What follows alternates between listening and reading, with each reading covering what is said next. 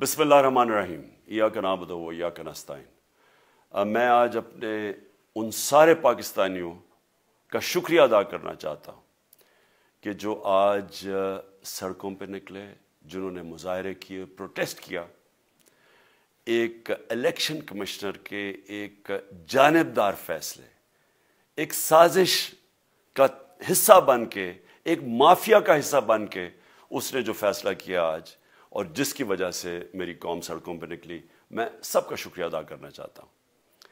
پہلے تو میں اپنی قوم کے سامنے یہ رکھنا چاہتا ہوں یہ کیا فیصلہ ہے، یعنی یہ توشہ خانہ کیا چیز ہے۔ توشہ خانہ وہ ہے کہ جب ملک کا پرائم منسٹر، اس کے وزیر، اس کے آرمی چیف، ان کو جب پریزنٹس ملتے ہیں، جب وہ اقتدار میں ہوتے ہیں، تو جب ان کو تحفے ملتے ہیں، تو یہ جو سارے تحفے ہیں یہ جاتے ہیں توشہ خانہ کے اندر۔ ایک پورا ریکارڈ ادھر قائم کیا جاتا ہے۔ اس توشہ خانہ سے ایک قانون کے تحت آپ فیصلہ کر سکتے ہیں کہ میں ایک آدھی قیمت، ہمارے دور میں آدھی قیمت ہم دے کے ہم وہ خرید سکتے ہیں وہاں سے۔ سارا ریکارڈ اس کا ہے پڑا ہوا توشہ خانہ میں۔ تو یہ جو کیس اس نے کیا ہے، یہ جو کیس کے اوپر فیصلہ دیا ہے، میں آپ ساری قوم کے سامنے اب یہ کہنا چاہتا ہوں کہ جب بھی، اور انشاءاللہ ہم اب جا رہے ہیں عدالت میں آج سب کے سامنے کہنا چاہتا ہوں کہ یہ عدالت کے اندر کیس جائے گا اور اس میں ایک چیز غیر قانونی نہیں نکلے گی، کیونکہ سارا ریکارڈ اویلیبل ہے۔ اور جنہوں نے قانون توڑا ہے، توشہ خانہ کا قانون کس نے توڑا ہے؟ آصف زرداری نے اور نواز شریف نے۔ کیسے توڑا ہے؟ انہوں نے 4 مہنگی گاڑیاں اس توشہ خانہ سے نکالی ہے۔ قانون یہ کہتا ہے کہ آپ گاڑیاں نہیں نکال سکتے، مجھے بھی ملی تھی۔ تو ان کے کیس تو سنے نہیں، ان کے 10 سال سے کیس پڑے ہوئے جو انہوں نے یہ گاڑیاں غیر قانونی طور پہ نکالی تھی۔ اور وہ جو کہ سارے میرے وکیل نے آج قوم کے سامنے بتایا کہ سارا ریکارڈ اویلیبل ہے، اس کے اوپر اس نے یہ فیصلہ کیا۔ تو پہلے تو ہم جائیں گے انشاءاللہ عدالت میں، لیکن میں اس الیکشن کمیشنر کے اوپر اپنی قوم کے سامنے اس کا ذرا اصلیت رکھنا چاہتا ہوں۔ یہ وہ آدمی ہے جو پچھلے 2.5 سال سے ہمارے خلاف فیصلے دے رہا ہے۔ 8 یا 9 دفعہ اس نے ہمارے خلاف فیصلہ دیا، ہم عدالت میں گئے اور عدالت نے اس کے فیصلے اوور ٹرن کر کے ہمارے حق میں فیصلے دیے، کیونکہ اس کے جو فیصلے تھے وہ غیر جانبدار نہیں تھے۔ ہم EVM مشینز کے اوپر کوشش کرتے رہے کہ اس ملک میں صاف اور شفاف الیکشن ہو، 2 سال کوشش کرتے رہے۔ اس الیکشن کمیشن نے پیپلز پارٹی اور نون لیگ کے ساتھ مل کے وہ نہیں ہونے دیا۔ ہم نے عدالت میں گئے کہ جو سینٹ کے اندر پیسہ چلتا ہے، سینٹ کے الیکشنز کے اندر، کہ وہ ووٹ ویریفائبل ہونی چاہیے، یعنی لوگوں کو پتہ ہونا چاہیے کہ آپ کے MP کدھر ووٹ ڈال رہے ہیں۔ ہم سپریم کورٹ میں گئے، سپریم کورٹ میں اجازت دے دی کہ ووٹ ویریفائبل ہونی چاہیے، اس نے روک دی۔ اس کے بعد یوسف رضا گیلانی کا بیٹا پیسے دیتے ہوئے پکڑا گیا ووٹ خریدتے ہوئے، اس نے کوئی ایکشن نہیں لیا۔ یہ اس نے جب ہمارا یہ ابھی جو آڈیو لیکس ہوئی ہے، اس کے اندر کیا چیز آئی ہے سامنے؟ آڈیو لیکس میں یہ سامنے آئی کہ نون لیگ کے ساتھ بیٹھ کے یہ فیصلے کر رہا تھا کہ کون سے حلقے ہمارے کمزور ہیں اور کدھر PDM کی ووٹ جو تھی ہمارے حلقوں سے دگنی تھی۔ اس نے ان کے ساتھ بیٹھ کے فیصلے کیے۔ یہ جو ابھی حال ہی میں الیکشن ہوئے ہیں، اسی الیکشن کمیشن ہے، اس نے پہلے بھی جب پنجاب کے بائی الیکشن ہوئے تب بھی پوری الیکشن کمیشن کی مشینری نے ان کی مدد کی، اور اس کے گورنمنٹ بھی پنجاب میں انہی کی تھی، گورنمنٹ کی مشینری نے بھی پوری مدد کی۔ اس کے باوجود دونوں دفعہ یہ الیکشن ہار گئے، اور الیکشن اس لیے ہارے کہ پاکستان کی قوم ان کو ریجیکٹ کر بیٹھی ہے، اور اللہ کا شکر ادا کرتا ہوں ہمارے ساتھ کھڑی ہے۔ جب ہماری گورنمنٹ گئی تب سے یہ مافیا کوشش کر رہا ہے کہ تحریک انصاف کو ختم کرنے کی۔ پہلے تو انہوں نے گورنمنٹ گرائی بیرونی سازش، پھر انہوں نے کروڑ روپیہ خرچ کیا، 20 یا 25 کروڑ روپے کی ووٹیں خریدی، لوگوں کو لوٹا بنایا، ہماری گورنمنٹ گرائی۔ اس کے بعد جب ہم نے مظاہرہ کیا، پرامن مظاہرہ، آئین اور قانون میں رہتے ہوئے، ہمیں آئین اجازت دیتا ہے پرامن احتجاج کرنے کی، ہم نے پرامن احتجاج کرنا تھا۔ انہوں نے جس طرح ایک بیرونی جو آج بھی وہ سائفر اویلیبل ہے جس میں واضح ہے کہ ان کو باہر سے مل کے انہوں نے ایک گورنمنٹ گرائی تھی. سب کو پتہ ہے سندھ ہاؤس میں 20-20 25-25 کروڑ روپیہ چلا اور گورنمنٹ انہوں نے گرائی. اس کے اوپر مظاہرہ ہم نے کیا 25 مئی کو. انہوں نے جس طرح کا ظلم و تشدد کیا ہمارے اوپر پاکستان کی تاریخ میں ایسے کبھی نہیں ہوا. عورتوں بچوں کے اوپر دیکھ رہے ہیں فیملیز, انہوں نے شیلنگ کی, گھروں میں گھس گئے رات میں, جو پنجاب پولیس کو انہوں نے استعمال کیا اور انہوں نے سمجھا کہ پارٹی کراش ہو جائے گی. پھر بھی نہیں ہوئی. پنجاب کے بائی الیکشن ہار گئے. پھر انہوں نے میرے اوپر کیسز کرنے شروع کر دیے. کبھی عدالت میں ایک کیس ہوتا ہے, کوئی 24 FIR ہے میرے اوپر. دہشت گردی کا میرے پہ کیس کر دیا. کیا کیس تھا؟ ساری دنیا میں رپورٹ ہوا وہ کیس. کیس کیا ہے کہ عمران خان کہہ رہا ہے کہ ریمانڈ پہ بھیجنے کے لیے ایک جس کے اوپر تشدد ہوا ہے, کسٹوڈیل ٹارچر ہوئی ہے شہباز گل کو, کہ ہم قانونی کارروائی کریں گے, اس کے اوپر دہشت گردی کا کیس کر دیا. تو پوری کوشش کرتے رہے نہ کسی طرح اس کو, کیونکہ میچ میں تو آپ کھیل نہیں سکتے تھے, تو عمران خان کو میچ سے نکال دو باہر. یہ شروع سے ان کی کوشش تھی. پتہ ان کو چل گیا کہ عوام آ گئی ہے کھڑی ہو ہمارے ساتھ. بڑے میں جلسے ہوئے ہیں, کبھی اتنے بڑے جلسے ہوئے ہی نہیں پاکستان میں. اور پھر یہ جو ابھی جو الیکشن ہوا ہے اس کے اندر پوری پلاننگ کرتے ایک کینڈیڈیٹ کھڑا کر کے پھر بھی ہار گئے. تو یہ مجھے پہلے ہی پتا تھا کہ انہوں نے اس کا رزلٹ کیا آنا ہے. میری ساری پارٹی کو پتا ہے, میں نے ان کو واٹس ایپ کیا, اپنے سارے لوگوں کو بتایا. مجھے کل رات میں نے سب کو بتا دیا کہ اس نے ڈسکوالیفائی کرنا ہے, کیونکہ یہ اس سازش کا حصہ ہے, یہ مافیا کا حصہ ہے. اور مافیا کیا کوشش کر رہی ہے یہ ذرا ساری قوم سن لو.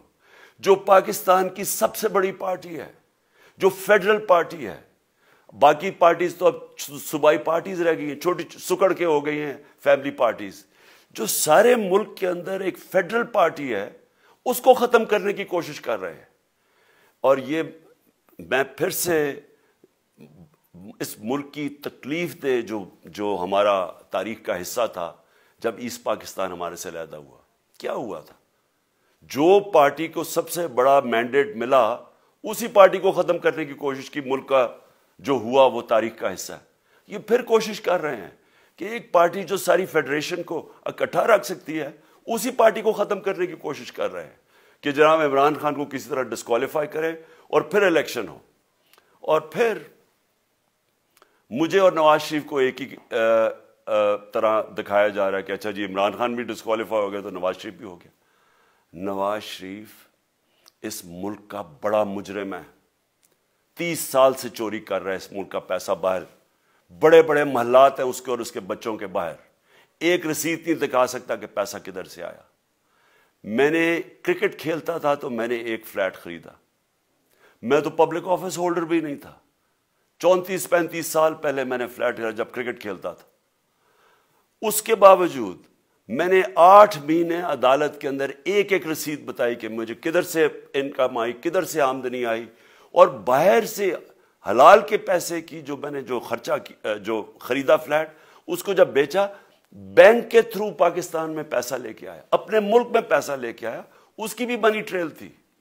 عدالت نے مجھے صادق اور امین کہا, اور مجھے مقابلہ اس آدمی سے کر رہے ہیں جو اربوں روپے کی پراپرٹیز لے کے بیٹھا ہوا ہے. کبھی کوئی جھوٹ بولتا ہے کہ جی مجھے قطری کھاد کے جی قطری نے پیسے دے دیے, کبھی وہ کہتا ہے یہ ہیں وہ ذرائع, وہ فیل ہو جاتا ہے. وہ بیٹی کہتی ہے میرے لندن تو چھوڑو پاکستان میں کوئی پراپرٹی نہیں, اور پھر پراپرٹی نکلا.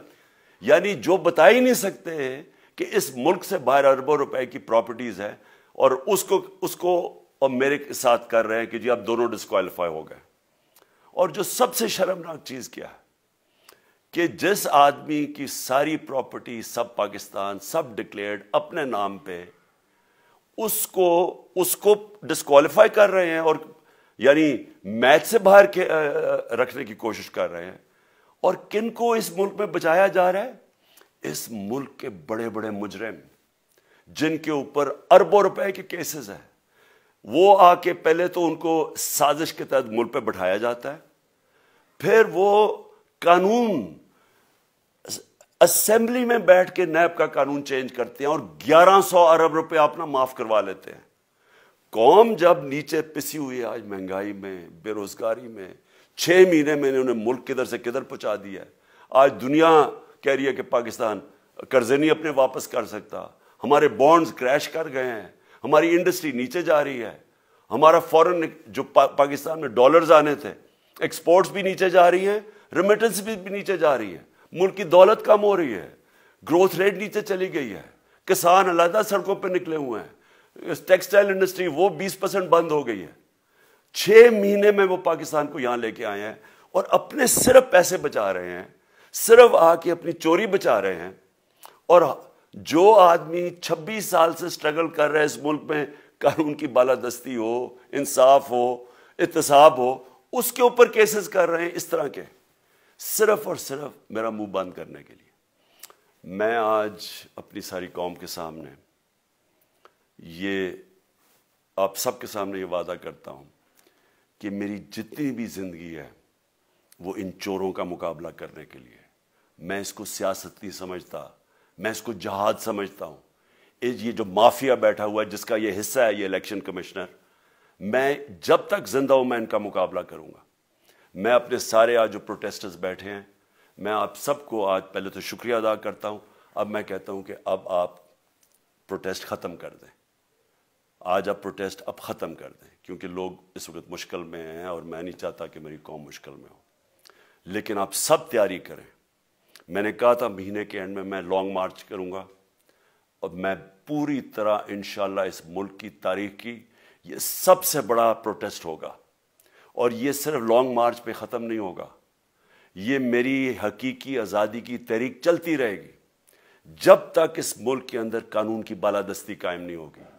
اس طرح کے چور، اس طرح کے ڈاکو، اس طرح کے مافیا، اس طرح کا یہ کرپٹ الیکشن کمشنر، جب تک یہ بیٹھے ہیں میری یہ تحریک چلے گی. اور میں اپنی ساری قوم کو آج کہہ رہا ہوں کہ یہ ملک ایک فیصلہ کن موڑ پہ ہے. اگر ہم جو اللہ کا حکم ہے کہ ظلم اور ناانصافی کے سامنے کھڑے ہو، جہاد کرو، اللہ کا حکم ہے امر بالمعروف، اچھائی کے ساتھ کھڑے ہو اور اس طرح کے چوروں کے خلاف کھڑے ہو، جب تک ہم قوم اس فیصلہ کن وقت پہ اب جدوجہد کرنے کے لیے تیاری نہیں کریں گے، ہم ان چوروں سے اپنی جان نہیں چھڑا سکیں گے. جہاد اللہ نے ہمارے پہ فرض اس لیے کیا ہے کہ جب ہم ظلم کا مقابلہ کرتے ہیں اپنی بہتری کرتے ہیں، ظلم کم ہو جاتا ہے. جب ہم اس طرح کی ناانصافی اور ظلم کے سامنے سر جھکاتے ہیں ہماری معاشرہ تباہ ہو جاتا ہے. جب معاشرہ اچھے اور برے کی تمیز ختم کرتا ہے، یہ چور جا کے ملک کا فیصلہ کرتے ہیں، وہ معاشرہ کو تباہ کر دیتے ہیں. ہم آج اس فیصلہ کن وقت پہ کھڑے ہیں. میں آپ کو کال دوں گا، پھر سے میں آپ کو کہوں، اور انشاءاللہ اس ملک کی تاریخ کی یہ سب سے بڑا مظاہرہ ہوگا، یہ سب سے بڑی پروٹیسٹ موومنٹ ہوگی اور یہ رکے گی نہیں. اب یہ جب تک ہم اس ملک کو حقیقی طور پہ آزاد نہیں کرتے، یہ میری پروٹیسٹ موومنٹ اب چلتی رہے گی. پاکستان زندہ باد.